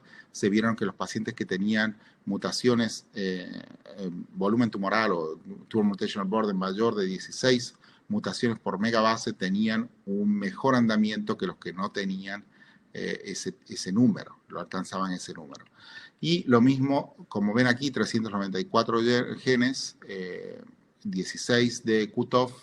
Pasamos a otro ensayo. Guardant Omni es otra tecnología que no está disponible hoy en día, aún en el comercio. Se utilizan 500 genes en este estudio, que es primera línea, el MYSTIC Trial, mutaciones mayores de 20. Aquí ven que cambia la plataforma, cambia el tipo de genes, cambia el cutoff, pero los datos son a favor de un impacto en cuanto al overall survival y al progression free survival cuando utilizamos este biomarcador.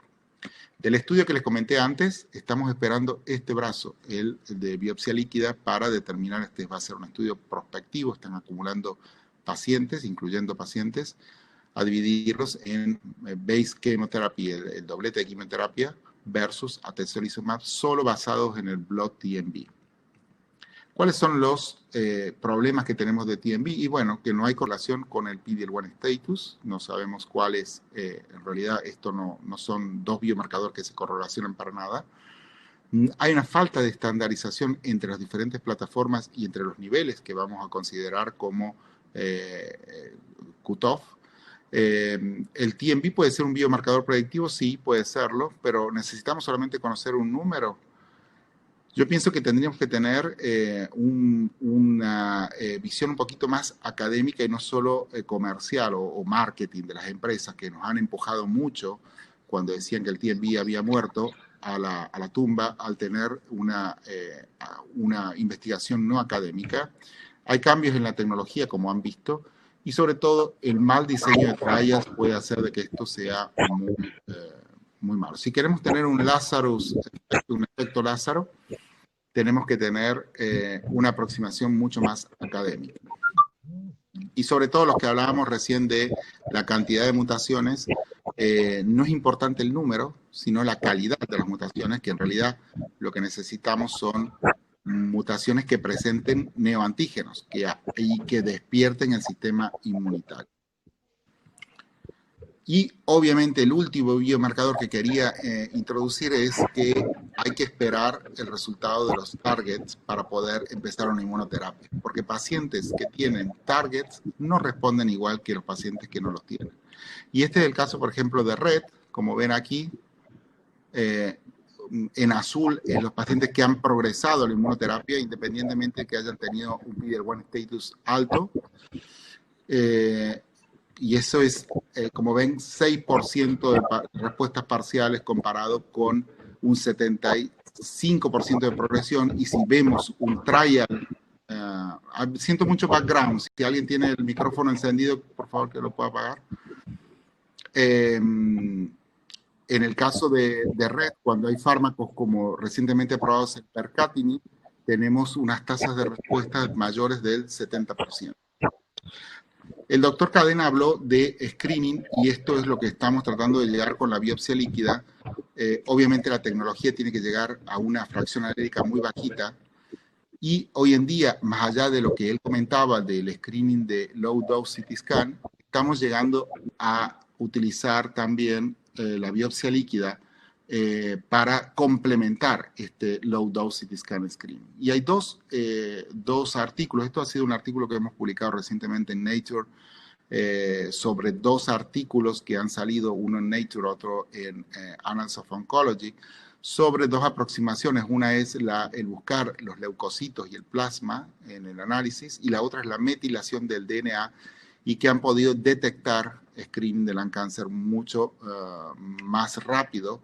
Y esto porque sabemos que hoy en día, lamentablemente, con el low dose CT scan screening estamos perdiendo muchos pacientes, y esto ha sido un complemento que esperamos que en el futuro se pueda aplicar. ¿Qué querríamos aplicar en los pacientes? Que quisiéramos tener, obviamente, también una aplicación en el tumor residual burden, es decir, la minimal residual disease después de la cirugía, y elegir, obviamente, el tratamiento adyuvante, buscar pacientes que van a recurrir y qué tipo de recurrencia van a tener. Hoy en día se están utilizando para la detección temprana de cáncer de pulmón o para la minimal residual disease diferentes plataformas, como ven, diferentes genes, con diferentes sensibilidades por estadio. Lo importante, hay ensayos como el MERMAID 2, que están buscando pacientes con enfermedad resecable y que después de la cirugía, de acuerdo a la enfermedad mínima residual que quede en biopsia líquida, pueden ser randomizados a tener un tratamiento u observación. La última frontera de oncología en cáncer de pulmón va a ser la cáncer intercepción, la intercepción del cáncer antes de que llegue a formarse. Y esto la biopsia líquida está trabajando mucho. Este es un artículo que hemos recientemente publicado en Cancer Discovery este mes. Si lo quieren leer, es una overview sobre lo que va a pasar. Pacientes, por ejemplo, con COPD, y esto el neumólogo, el doctor Cadena, tendrá mucho que decir, porque sabemos que hay muchos pacientes que pueden con COPD degenerar en el epitelio mesenquimal transition y llegar a un cáncer de pulmón, y por lo tanto es muy importante. Sé que en Ecuador se están tratando de hacer en este momento plataformas de Next Generation Sequencing en tejido. Esto es válido para tejido o para líquido. Importante que tengamos en cuenta, si vamos a hacerlo in-house, qué tipo de assay vamos a tener de técnica, cuáles son el coverage que vamos a tener de esa técnica, cuáles los controles de validación y de calidad que vamos a hacer, cuál va a ser la tecnología de enriquecimiento para capturar, por ejemplo, fusiones, cuál va a ser el límite de detección, la sensibilidad y la especificidad. Vamos a tener que contar con un nivel de bioinformática muy alto para poder realmente llamar algunas de las variantes drivers e interpretar y reportar esto de manera adecuada. Y sobre todo los costos y el tiempo, ¿no? En el día de hoy, este tipo de tecnologías que estamos utilizando, sobre todo la optimizada Next Generation Sequencing, como ven, empezamos la historia de biopsia líquida con Sanger Sequencing, que era muy, muy malo en la detección. Hoy en día llegamos a el límite de detección es muy bajito, pero empezamos a ver lo que es el background o el ruido genético que está detrás, que llega, por ejemplo, de la contaminación de clonal hematopoiesis, y hay falsos positivos y falsos negativos que tenemos que tener en cuenta. La posibilidad de encontrar mutaciones que vienen de células que no son cancerosas es importante, sobre todo para algunas mutaciones como KRAS, que pueden ser un factor de confusión, pero que también en algunos casos pueden hablar de síndromes mieloproliferativos, y esto hay que tenerlo también en cuenta. Para terminar, la biología molecular es crucial en cáncer de pulmón. El buscar un target tiene que ser el primer step, el primer paso en el viaje hacia el tratamiento. La implicación clínica de biopsia líquida tiene muchas aplicaciones y muchos problemas aún biológicos, técnicos y socioeconómicos que afrontar. Paneles de Next Generation Sequencing son muy importantes porque vamos a saber lo que comentábamos, las conmutaciones, conocer cuáles son las diferencias y los límites de cuando aplicamos biopsia líquida o Next Generation Sequencing en tejido, y que la inmunoterapia en biopsia líquida y en biomarcadores en general estamos en el comienzo de este viaje. Les quería invitar porque hemos tenido hace poco, en octubre, este congreso virtual de la ILCC sobre biopsia líquida. Los contenidos de este congreso están todavía disponibles, o sea que si se quieren registrar en el sitio de ISLC, van a poder tener acceso a todo el contenido que está allí grabado, y lo mismo con este congreso que hemos tenido de biopsia líquida recientemente, y están gratuitamente por 3 meses en el sitio web. Desde ya les agradezco y espero que hagan muchas preguntas. Muchas gracias.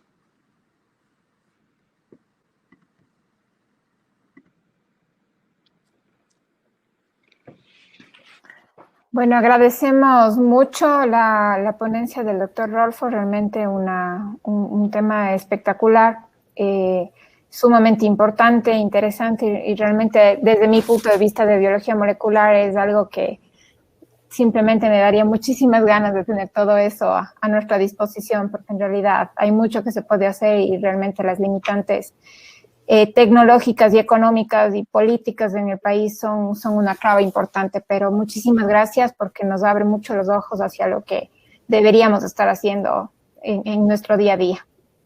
No, yo pienso, doctora Jaramillo, yo pienso que todo, Roma nos hizo en un día, ¿no? Entonces empezar poco a poco a tener cosas y pequeños logros son muy importantes. Obviamente, yo vengo de una realidad, he trabajado en Argentina, no me he formado en Estados Unidos, yo me formé entre Argentina e Italia, y luego trabajé en España, en Bélgica, es decir, he hecho un recorrido en el cual he podido observar diferentes realidades. Y pienso que ustedes están en una situación muy buena para empezar con todo lo que está pasando a nivel mundial, empezar proyectos, porque tienen un terreno muy fértil y por lo tanto cualquier cosa que hagan va a ser un éxito. Entonces, crear sobre todo networks con instituciones como la nuestra o con otras instituciones que puedan llegar a generar proyectos. Entonces, no hay que deprimirse cuando vemos qué es lo que están haciendo afuera, sino que hay que pensar constructivamente que podamos empezar muchos proyectos juntos y que van a ser un éxito. Perfecto, muchísimas gracias por la disposición. Bueno, pienso que pasamos a las preguntas y respuestas. Sí, bueno, yo tengo una pregunta para el doctor Cadena. No sé si puede encender su cámara. Aire.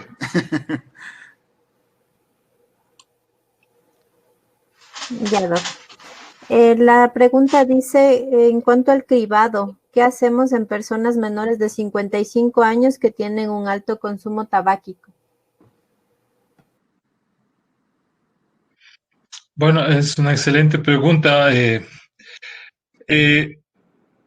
Yo consideraría que hay que establecer bien cuáles son los pacientes de riesgo y no sobreutilizar el recurso de la tomografía de tórax de baja dosis.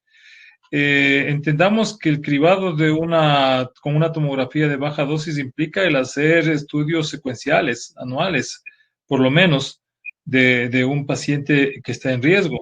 Si es que nosotros vamos a comenzar a hacer cribado en personas de menos de 50 años, consideremos el nivel de exposición a la radiación a la que le vamos a someter al paciente.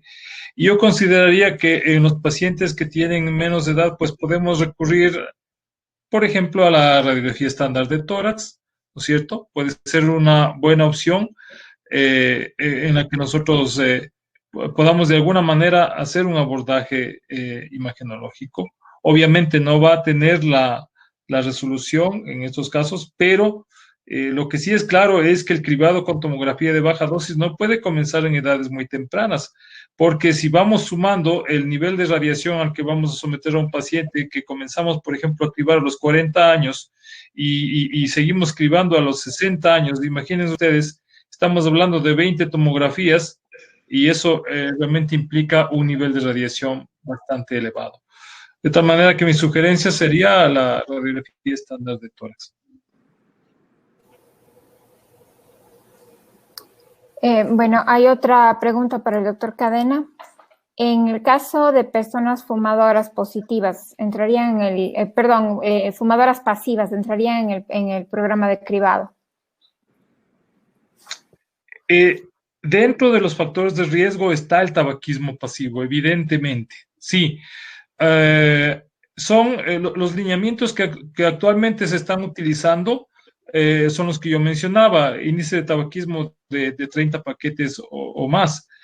Sin embargo, evidentemente sí se puede considerar y se está considerando la inclusión a futuro de fumadores pasivos que tengan factores de riesgo importantes. Por ejemplo, si es que tienen un historial de cáncer en la familia, si tienen historial personal de cáncer, estos pacientes sin completar o sin cumplir el requisito de los 30 paquetes año, si tienen otros factores de riesgo de peso, evidentemente sí pueden ser considerados dentro del cribaje.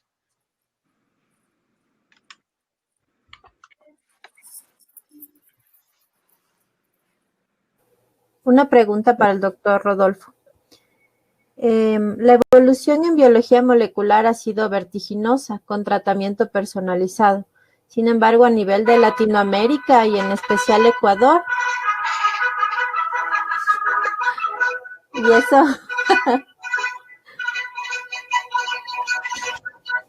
La pregunta es muy importante, por eso suena la sí, con fondo musical. Ya, continúo. Sin embargo, en Latinoamérica y en Ecuador se dispone de muy escasos marcadores y también de drogas autorizadas para su aplicación. ¿Cuáles serían los marcadores o mutaciones básicas de emplear en estas condiciones? Ok, yo creo que es una muy buena pregunta.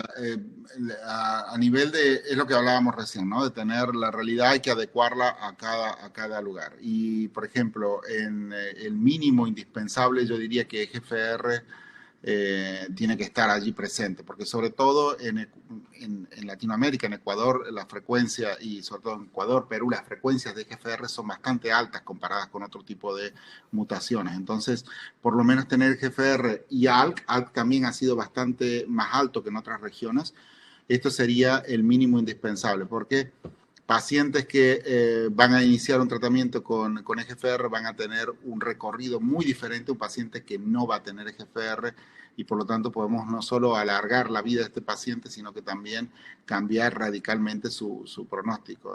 Entonces, si ustedes no tienen los datos porque van a esperar hasta que llegue el biomarcador, que llega un poco más tarde, o no tienen los resultados en tiempo, ¿pueden empezar una quimioterapia? Sí, se puede empezar una quimioterapia. Yo no iniciaría inmediatamente quimioterapia e inmunoterapia en aquel paciente, porque me gustaría tener la posibilidad de hacer la quimioterapia y luego cambiarlo. No cambiaría, no haría un tratamiento con inmunoterapia como primera opción, obviamente en los pacientes, esperando el resultado. Lo ideal sería tener el resultado muy rápido, que eso no lo sé cómo es la realidad de ustedes, pero hay muchas compañías también que pueden ofrecer eso de manera rápida, y las compañías farmacéuticas están interesadas en hacer eso.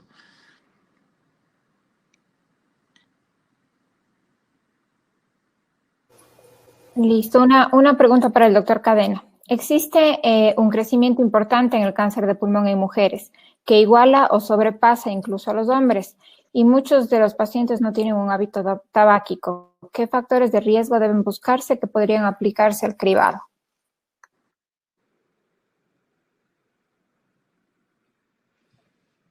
Está mudo, doctor Cadena. Doctor, el audio, sí. Bueno, los estudios de cribado con tomografía de baja dosis se aplicaron considerando los aspectos que yo había mencionado. Y aún considerando esos aspectos, se encontró una tasa muy alta de falsos positivos. Esto no quiere decir que el cribado con tomografía de baja dosis incluya a todos los pacientes que deben incluirse. Como decía el doctor Cristian, hay muchas personas que se quedan fuera. Ahí se me ocurre que se puede aplicar la biopsia líquida en esos casos, ¿no? Pero en todo caso, dentro de lo que es un cribado con tomografía de baja dosis, debe entenderse que no podemos incluir a todos los casos. Hay indicaciones muy puntuales. Vean ustedes que aplicando estos lineamientos se tuvo alrededor de un 94-95% de casos positivos que finalmente no fueron cáncer. Entonces, si vamos a ampliar el universo de personas que vamos a cribar, evidentemente la tasa de falsos positivos va a ser mucho mayor. Vamos a exponer innecesariamente a estudios invasivos, vamos a generar más ansiedad. Entonces, sin desconocer que evidentemente hay otras situaciones que en su momento y en el futuro se irán resolviendo, es importante destacar que para la cuestión cribado con tomografía de baja dosis debe respetarse e incluirse exclusivamente los lineamientos que ya están establecidos.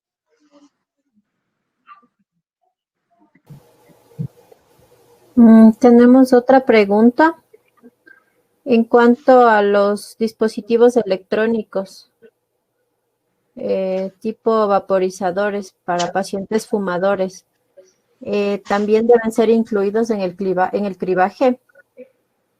No, definitivamente. Si bien es cierto, el uso del tabaco electrónico está ya claramente proscrito por los cuerpos colegiados científicos, tanto en Europa como en Estados Unidos, no es un motivo para incluir dentro del cribaje aún.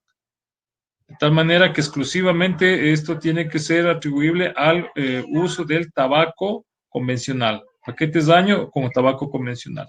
No se tiene una forma de poder medir los efectos deleterios que evidentemente los hay con el tabaco electrónico. Ese es el gran problema que tenemos. Tal vez en un futuro podamos disponer de alguna forma de medida del efecto dañino que se da por otro tipo de elementos que tiene el tabaco electrónico. Sí, ahí en ese caso coincido con lo que dice el doctor Cadena. Hay un estudio interesante de Canadá de hace unos años, de ahora un año y medio, 2 años, donde se hizo a través de la orina de estos pacientes, de los pacientes que hacían vaping, se pudo detectar que tenían una cantidad de metales pesados que era muy importante. Entonces, obviamente aquí en Estados Unidos la diferencia que hubo con Europa fue la falta de regulación en cuanto al contenido del aceite que se usaba, y por lo tanto, si recuerdan, ha habido algunos casos de jóvenes que han inclusive estado en graves condiciones o han fallecido por esto. Entonces, la regulación en esto es importante y estamos trabajando, habíamos presentado nosotros un grant con la doctora Henske de Montesinaí para poder hacer un cribado en estos pacientes que hacían vaping, que eran jóvenes, y bueno, vamos a ver qué pasa.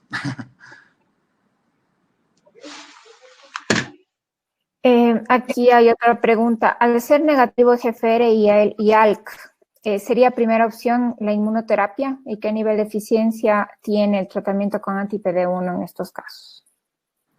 Si son negativos, bueno, obviamente ustedes me estaban comentando que no tienen acceso a otros biomarcadores, pero en ese caso, si ustedes hacen un tratamiento con inmunoterapia o quimioterapia, son los datos convencionales. Vamos a entrar dentro de la población convencional de pacientes. No sé, ¿ustedes tienen aprobado la combinación de doblete de quimioterapia e inmunoterapia o solo inmunoterapia para mayores del 50%?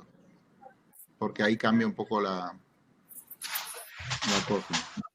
En el caso de pacientes que ustedes tengan aprobado para mayores del 50%, los datos de inmunoterapia son buenos. Obviamente, hay que ver si tienen aprobada la combinación con quimio-radioterapia, quimio e inmunoterapia. La asociación de quimio e inmunoterapia, las tasas de respuesta son superiores en algunos casos. Inclusive lo estamos utilizando en pacientes con más del 50% seleccionados.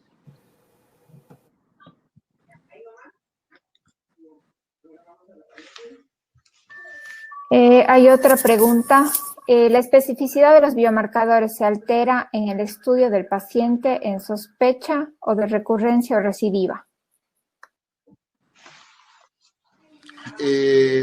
A ver si puedo entender la pregunta, porque en realidad sería más de monitoreo lo que me están preguntando, ¿no? En el caso del monitoreo. Bueno, pacientes que han tenido, por ejemplo, si ustedes tienen un EGFR y el paciente progresa, ustedes tienen como aprobación en primera línea erlotinib o gefitinib, ¿verdad? Entonces, en esos pacientes, las resistencias comunes que vamos a tener, por ejemplo, son T790 en el 60%. Y eso es lo que vamos a estar buscando. Allí, por ejemplo, es muy importante el método que utilicemos, porque si estamos utilizando el COBAS versión 2, que es el que ofrece muchas veces las compañías cuando hacen biopsia líquida, en ese caso la sensibilidad es del 56%. Por lo tanto, también están perdiendo un número de pacientes. El biomarcador, el poder tratar esos biomarcadores, eso lo que comentábamos antes justamente de las conmutaciones, tienen hace parte de esa alteración del biomarcador. ¿Se cambia el biomarcador? Sí, hay una clonalidad, podemos decir, del marcador, que es lo que he comentado en algunos casos, y es importante que la podamos diagnosticar. Yo tengo una pregunta. ¿Cada cuánto tiempo o con qué periodicidad se debería hacer una biopsia líquida? ¿Solo cuando ya hay una recaída clínica o se haría como un tipo monitoreo, como por ejemplo se hacen las leucemias? Esa es muy buena pregunta, doctora Jaramillo, porque en realidad estamos buscando todavía cuál es el mejor tiempo. Obviamente, el hecho de poder tener estas conmutaciones desde el principio, poder ver un panel general de un paciente, si veo que va a tener conmutaciones que me van a dar un pronóstico negativo, en ese caso podemos llegar a seguir ese paciente un poquito más con la biopsia líquida. Inclusive lo que se trata es que en el futuro la biopsia líquida pueda reducir la cantidad de CT scan que vamos a hacer, porque pacientes que tienen un buen pronóstico en biopsia líquida podemos llegar a manejarlos un poco diferente que con CT scan cada 2 o 3 meses. En realidad lo hacemos hoy en día cuando vemos, como el CT scan es el standard of care, lo estamos haciendo en pacientes cuando vemos mutaciones o alteraciones muy pequeñitas que pueden llegar a crecer. El paciente que está progresando mínimamente. Le cuento un caso. Paciente que hemos tenido con osimertinib, que empezó el tratamiento, primera línea, muy buena respuesta, casi completa. En uno de los scans al año y medio hace un linfonodo, un ganglio único en el mediastino. Le hago la biopsia líquida, la encuentro a las 797. Les comenté que no hay ningún fármaco. Hicimos radioterapia en ese caso porque la paciente había tenido una respuesta completa a nivel cerebral y una muy buena respuesta a nivel global. Hizo un tratamiento local, siguió monitorizada, se vio que los niveles de 797 seguían creciendo. Volvimos a hacer de nuevo CT scan y estaba en progresión.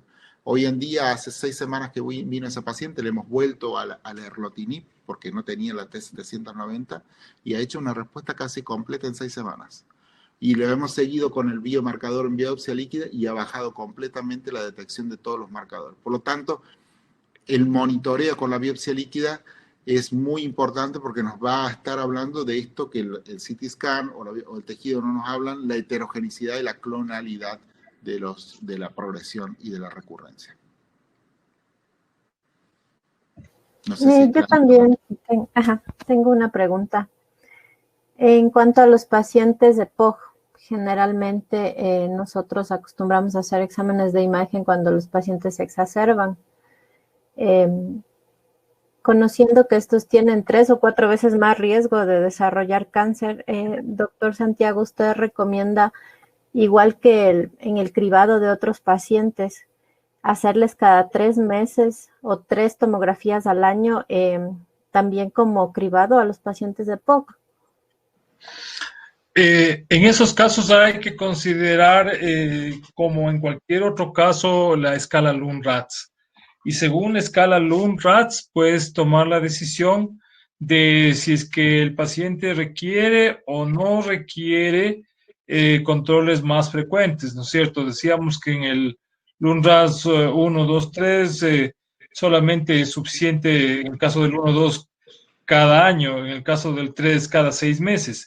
De tal manera que yo pensaría que en el caso de los pacientes con EPOC debería procederse de la misma manera. Ahora, una cosa que es importante es, el término tomografía de baja dosis no quiere decir tomografía de baja calidad.